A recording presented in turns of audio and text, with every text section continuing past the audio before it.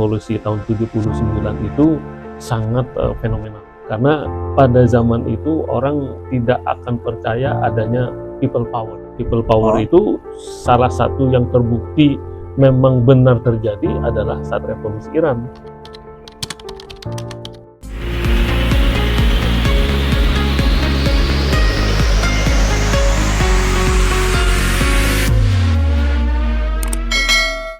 Oke, selamat datang. Assalamualaikum warahmatullahi wabarakatuh. Waalaikumsalam warahmatullahi wabarakatuh. Kita kembali lagi di Teras Falsafi. Nah, kita tetap bersama saya sebagai sebagai mungkin pemantik kali ya. Dan di sebelah saya masih dengan guru kami, Pak Dr. Ramdon Dasuki. Pak, sehat? Ya, baik, alhamdulillah sehat. Pak, kita kayaknya seru buat ngobrolin Iran dan Israel sih kemarin ya perang ya selama hampir kemarin kayak tanggal 24 Juni atau 25 Juni gencatan senjata ya. Iya, yang diawali Israel itu emang problematik itu negara. Orang lagi diem diserang gitu kan tiba-tiba sampai Amerika tuh turun tangan juga ya.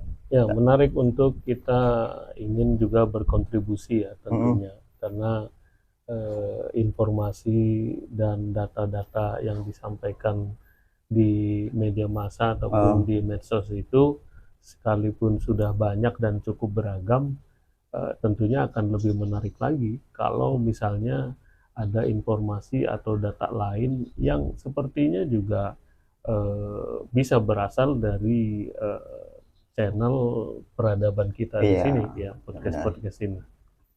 Dan ini Pak, saya pernah dapat cerita dari Pak Ramdon juga, katanya pernah ini ya Pak, tinggal di Iran selama berapa bulan gitu. Itu gimana ceritanya Pak? Pernah dapat kesempatan saya short course di sana. Jadi studi dalam waktu kurang lebih 3 bulan ya. Makanya dalam kesempatan ini saya ingin berbagi informasi dan berbagi pengalaman yang sepertinya cukup menarik ya. Walaupun mungkin tidak dikatakan sangat urgent sekali, tapi ini kan berdasarkan perspektif dari kita yang pernah studi ke sana, melihat dengan mata kepala, juga ketemu dengan mahasiswa Indonesia di sana, lalu kita juga dipertemukan dengan beberapa tokoh yang ada di sana, dan kita juga sekaligus bisa menimba tidak hanya ilmu kan, tapi pengalaman langsung secara empiris ya. Nah sehingga saya rasa menarik lah untuk kita ngobrol sekarang. Kalau kita nggak terlalu ngebahas tentang perang Israel-Iran kali Pak ya, kita lebih ke mungkin karena Pak Ramdon kebetulan pernah ada di sana, tentu walaupun 6 bulan ataupun berapa bulan gitu ya, tapi kan seenggaknya ngerasain gimana suasana politik, lingkungan yang ada di Iran. Tentu jelas berbeda dengan yang di Indonesia kan ya. Apalagi yang belum pernah ke sana. Oh iya. Makanya kayaknya seru nih. Soalnya gini Pak, dari beberapa literatur yang saya baca, Iran ini bukan bangsa sembarang kan ya. Dia dahulunya Persia ya. Sempat nguasain sepertiga dunia ya kalau nggak salah ya. Nah itu Pak Ramdon coba cerita soal sejarah Persia dulu tuh gimana? Begini ya, memang waktu itu sebelum saya juga berangkat ke sana dengan teman-teman dosen dari beberapa perguruan tinggi di Indonesia, kita searching dulu, kemudian kita pelajari, bahkan sebelumnya juga memang kita sudah mengikuti perkembangannya, baik itu secara historis maupun secara pemikiran dan sebagainya. Iran itu memang unik ya, jadi itu kan sebenarnya nama dari Persia ya, atau dalam bahasa Arabnya tuh Al-Fars. Jadi kalau kita menyebut Salman Al-Farisi itu ya Salman dari Persia. Jadi itu identik dengan seorang sahabat Nabi. Lalu kemudian Iran itu sendiri sebenarnya wilayahnya ya bukan seperti yang sekarang Iran, representasinya tuh lebih luas lagi ya. Jadi sampai ke Asia bagian tengah. Irak termasuk Pak? Sebagian Irak ya. Kalau Irak memang dari zaman Rasul, dari zaman Jazirah Arab sudah ada terpisah beda. Lalu kemudian bahasanya itu sendiri ya itu digunakan oleh sebagian besar penduduk negara-negara Asia Tengah ya.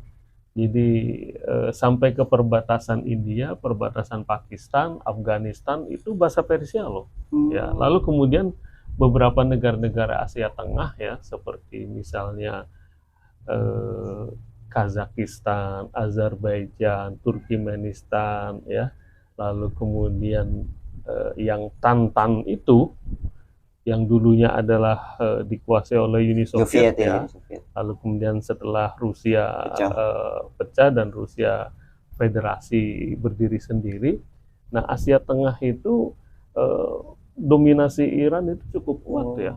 Dan dia memang secara ras itu mengklaim dirinya sebagai bangsa Arya ya.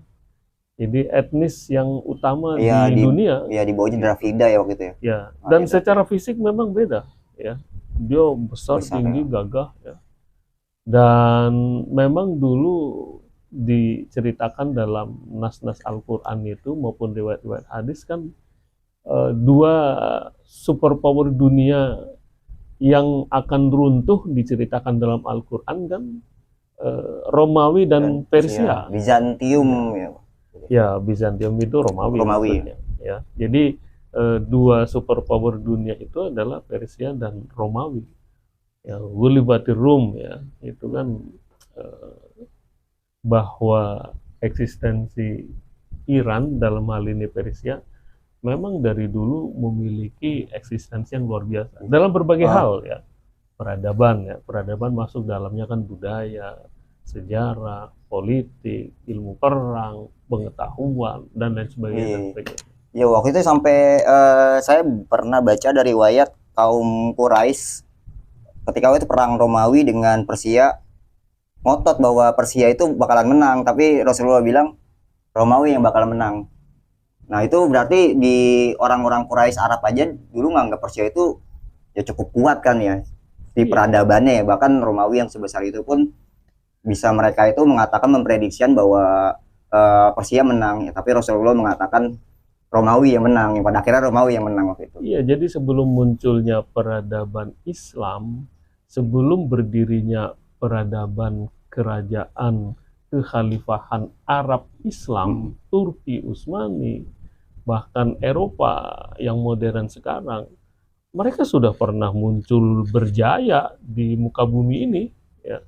Persia itu. Jadi hendaknya kita bisa memberikan catatan tersendiri ya bahwa Iran itu memiliki masa lalu yang gemilang. Ya, itu yang mungkin netizen atau anak-anak Gen Z itu belum banyak tahu ya bahwa Iran dalam hal ini Persia itu adalah superpower yang pernah berjaya di masanya. Ya, bahkan mereka bertahan ratusan tahun. Sehingga kalau sekarang muncul fenomena ketangguhan dan kedigdayaan Iran, kalau saya ya dan teman-teman yang sudah pernah membaca sejarah peradabannya tidak kaget lagi. Ya.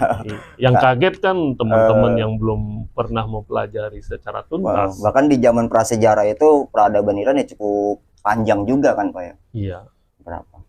Dan beberapa tahun kemudian setelah Rasulullah menyebarkan Islam, baru beberapa tahun kemudian ya Pak kalau nggak salah setelah wafat Rasulullah, Iran itu dikuasain Islam Persia.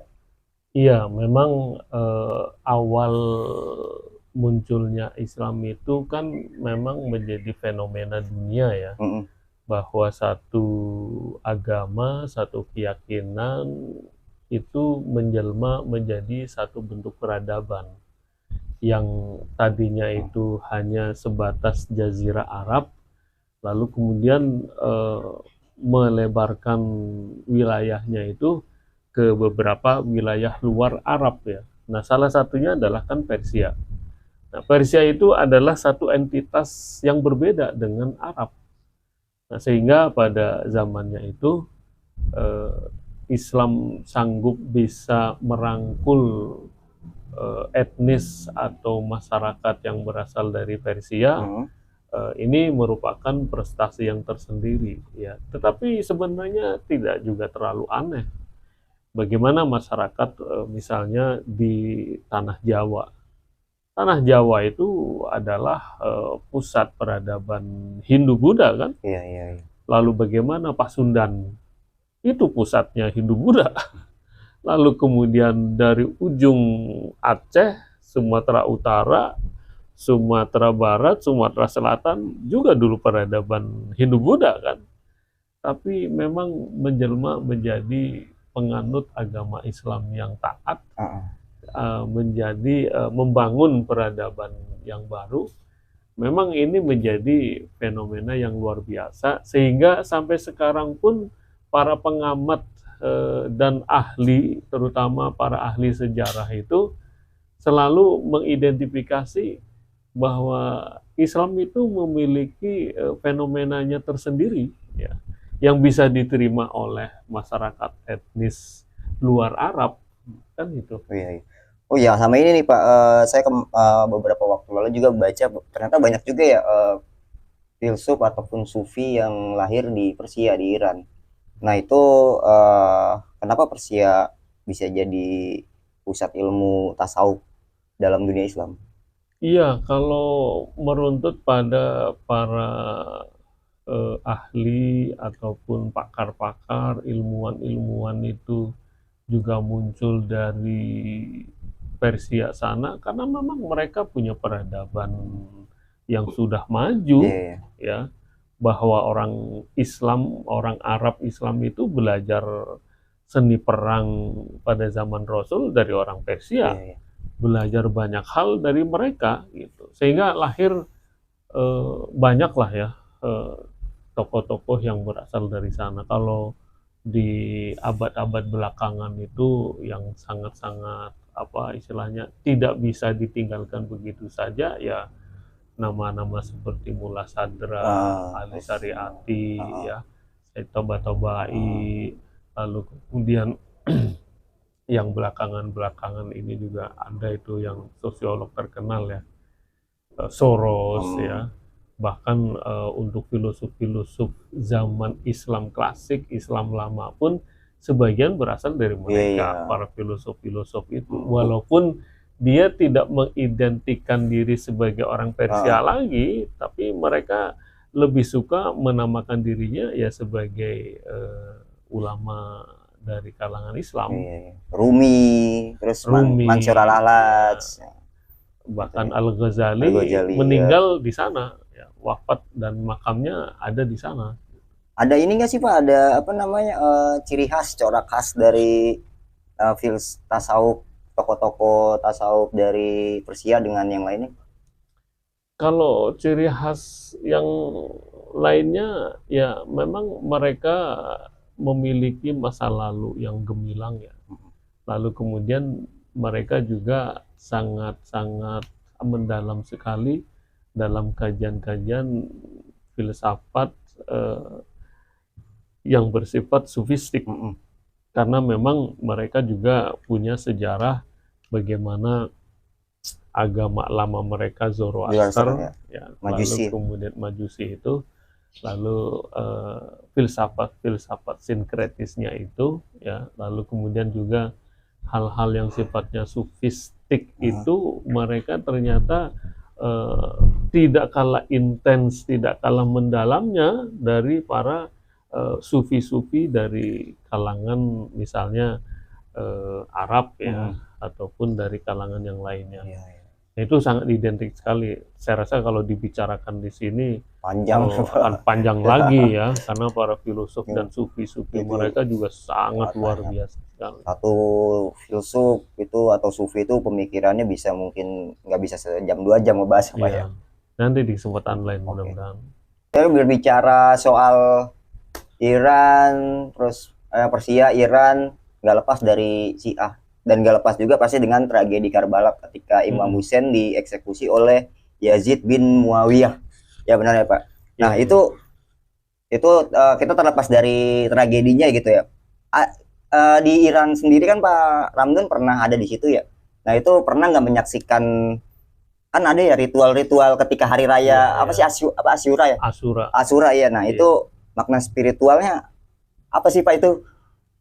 Ya, mungkin kalau akan lebih baiknya lagi kita coba runtut dari awal ya. Heeh. Bagaimana fenomena atau apa sih yang sebenarnya orang sering banyak mempertanyakan tentang mazhab Syiah. Iya, iya, iya, iya.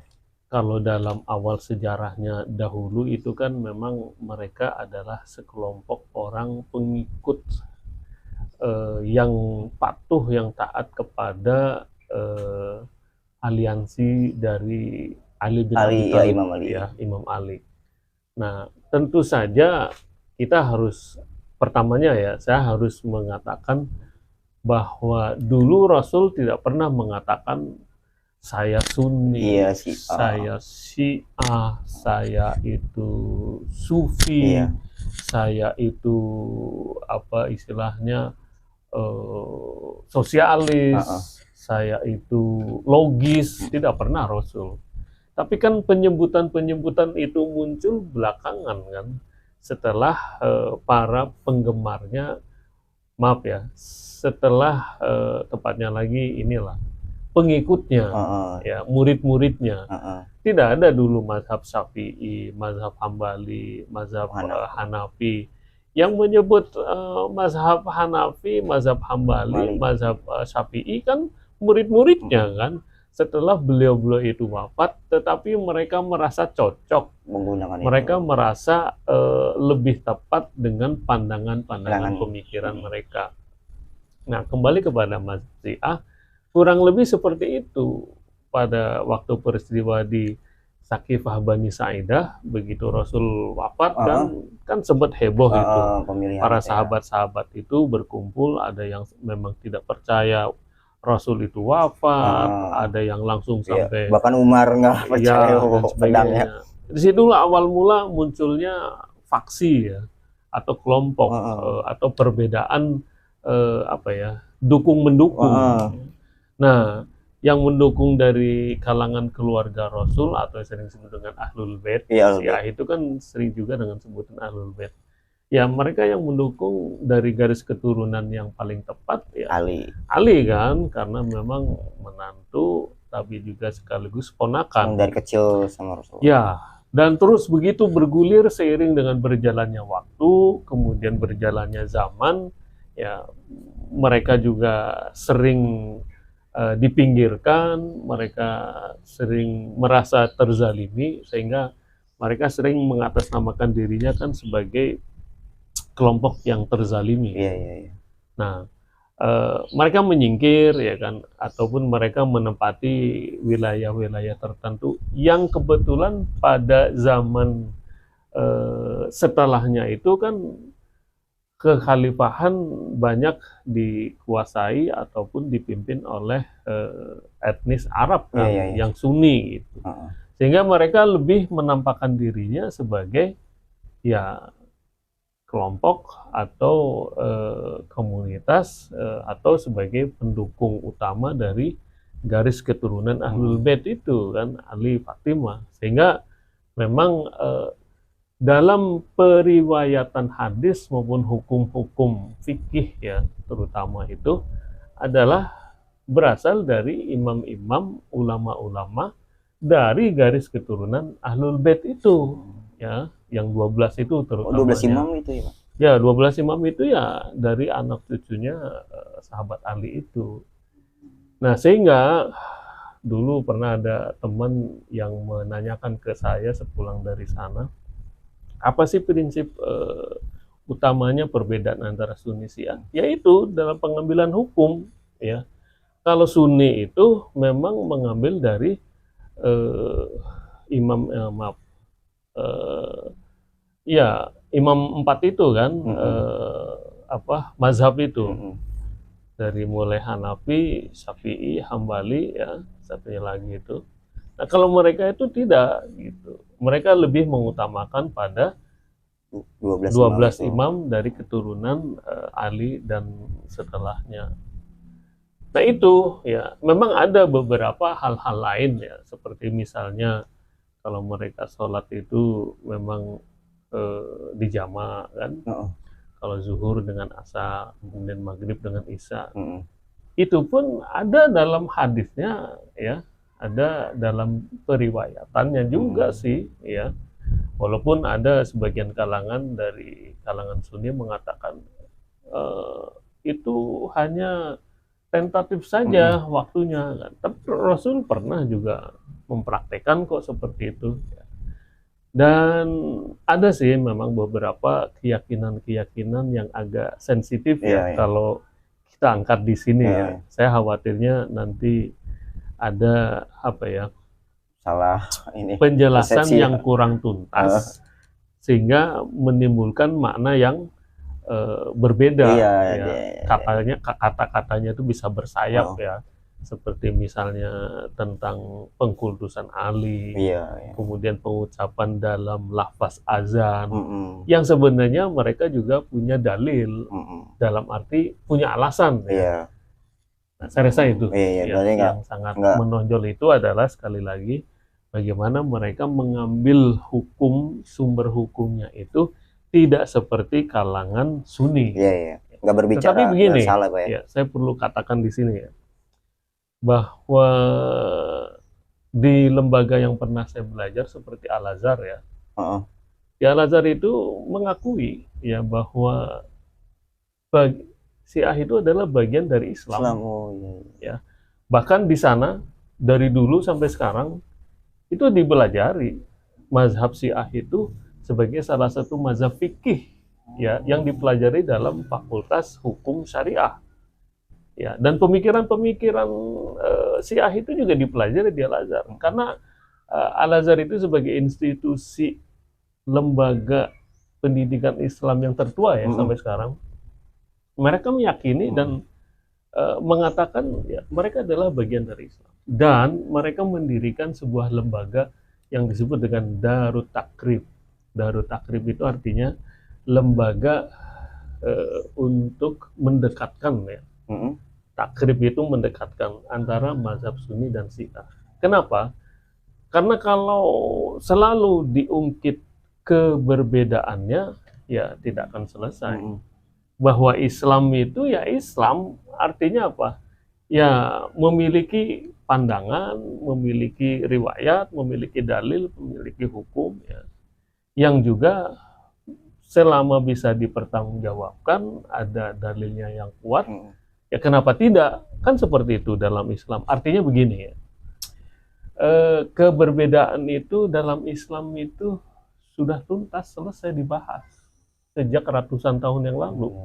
Jadi kalau gini hari masih memperdebatkan, mempertentangkan tentang perbedaan mazhab, kemudian perbedaan faksi-faksi dalam politik Islam, itu sudah selesai dibahas tuntas ratusan tahun yang lalu, bukan kemarin sore. Sehingga ya mungkin dalam kesempatan ini saya perlu mengatakan ya, bahwa marilah kita untuk belajar Islam itu secara tuntas, jangan separuh-separuh. Itu aja sih nasihat saya, masukan saya, bukan nasihat. Bukan berbicara soal masalah benar dan salah kan ya, seperti tadi cuma mau menjelaskan latar belakang. Tadi kita balik lagi ke soal Karbala. Panjang ya ternyata Pak yang sempat juga diawali dengan perang Ali dan Aisyah ya waktu itu ya, perang unta kalau nggak salah, perang Jamal. Ya sedikit saya tentang Karbala. Ya memang ada orang yang memandangnya itu sebagai politis ya, perebutan kekuasaan, tetapi berujung juga pada mazhab atau keyakinan dalam agama. Itu juga sulit untuk dinafikan. Ya, dan ini pembahasannya sangat luas ya. Ada batu turbah ya, setiap kali mereka sholat itu ya mereka harus menggunakan turbah itu kayak semacam batu bata kecil ya, sebagai bentuk apa, mereka mengingat perjuangan dari Hasan Hussein itu.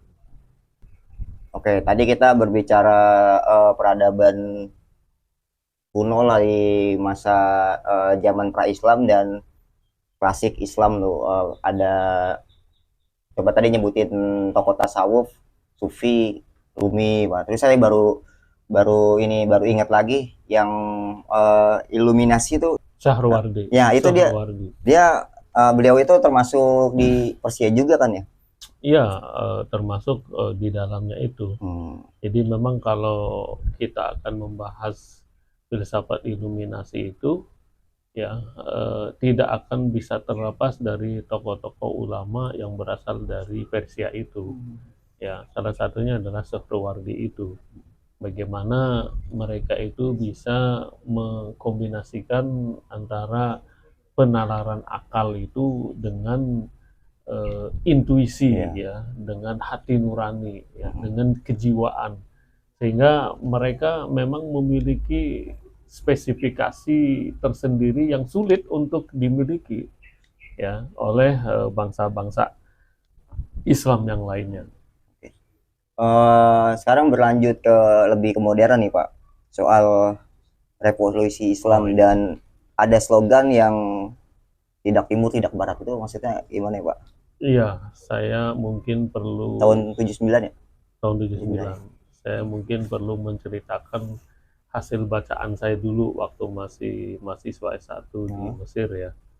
Salah satu kelompok kajian saya dulu, kelompok Aperus, teman-teman yang dulu S1 di asrama Bu'us Al-Azhar itu pernah membahas secara tuntas, ya, selesai. Tidak hanya buku itu, tetapi buku-buku yang lainnya karya dari jurnalis Mesir terkenal, Fahmi Huwaidi. Nah, dia menulis tentang Iran minad dakhil, jadi Iran dari dalam. Iran dari dalam. Iya, jadi mereka memang berkunjung langsung ke sana. Saat itu memang tahun-tahun 90-an ya, tetapi buku itu sepertinya sudah ditulis sebelum tahun 90-an, berarti kan pertengahan 80 berapa gitu ya. Padahal mereka kan baru revolusi selesai perang dengan Iran-Irak. Iya. Itu ya, dan revolusi baru saja mereka berlangsung tahun 79. Lalu saya baca juga dulu bukunya Nasir Tamara, satu-satunya wartawan Indonesia yang ikut dalam rombongan pesawatnya Ayatullah Khomeini dari Paris mendarat di Teheran.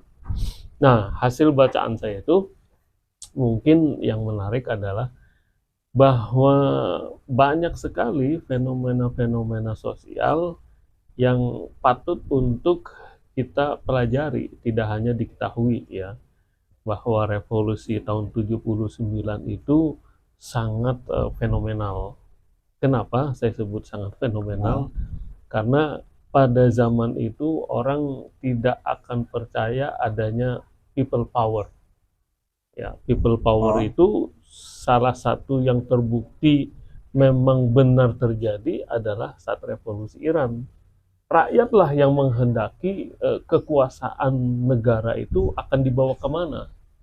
Dan pada zaman itu para pengamat, para ahli itu mempertanyakan benarkah adanya people power selain dari revolusi Prancis, ya. Revolusi Prancis, lalu kemudian yang kedua itu baru terbukti kembali kan saat revolusi Iran, ya.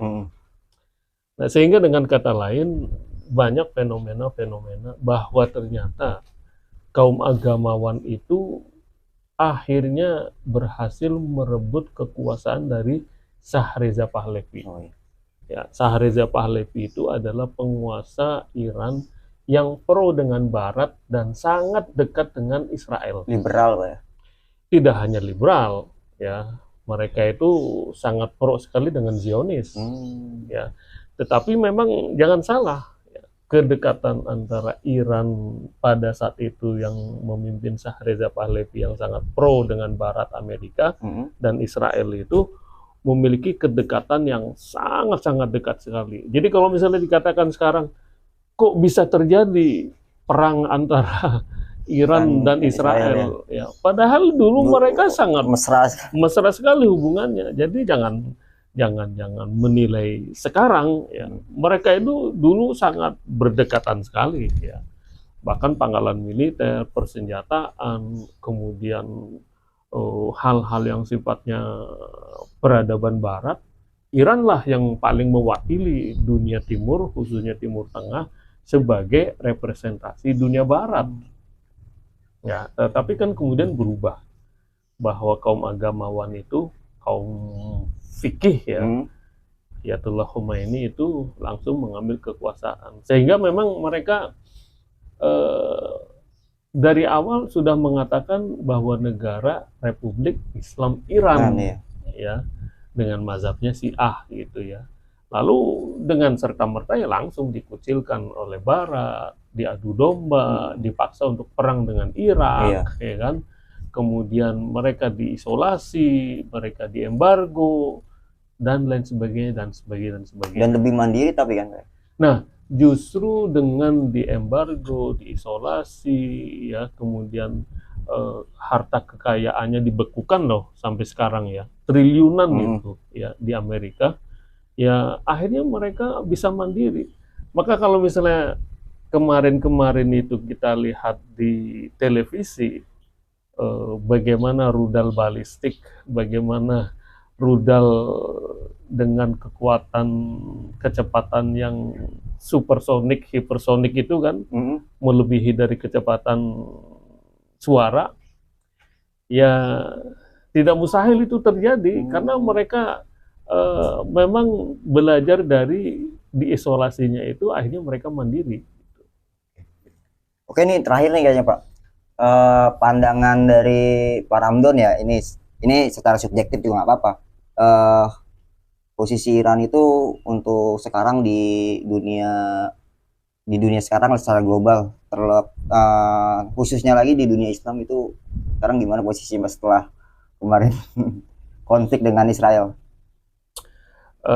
Saya sulit untuk berandai-andai ya, karena saya bukan pengamat politik gitu ya.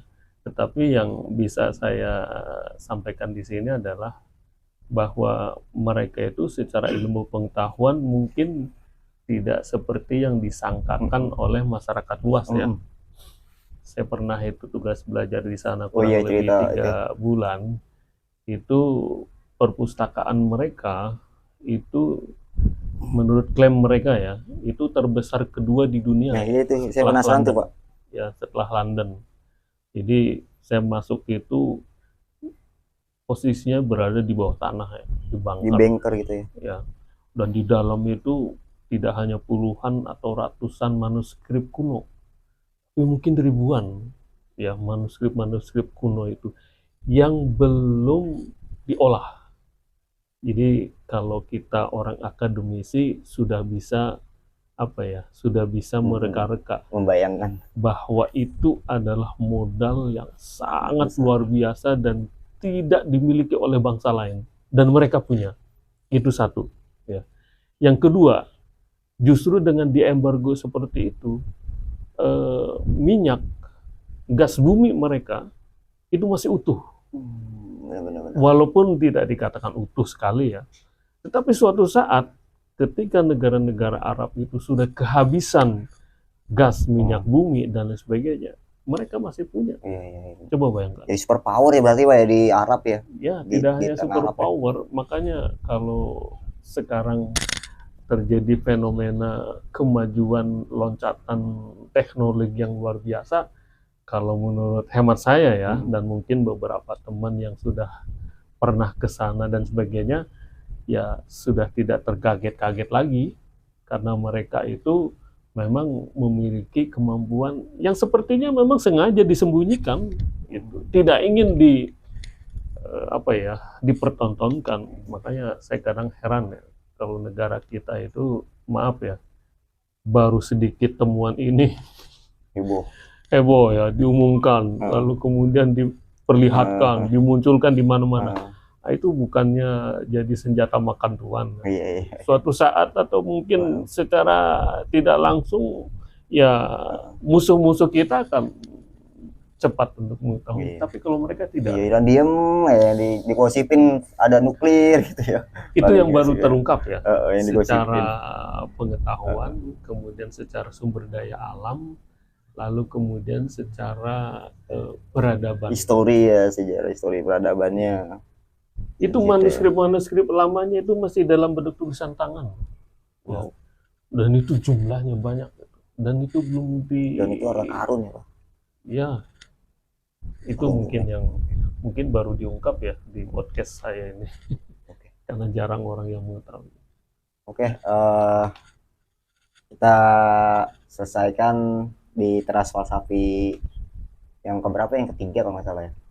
Nah, selanjutnya mungkin teman-teman ada yang mau memberi masukan tema apa yang akan kita bicarakan selanjutnya, silakan tulis di komentar ya. Jangan lupa like, komen, dan subscribe di channel Peradaban.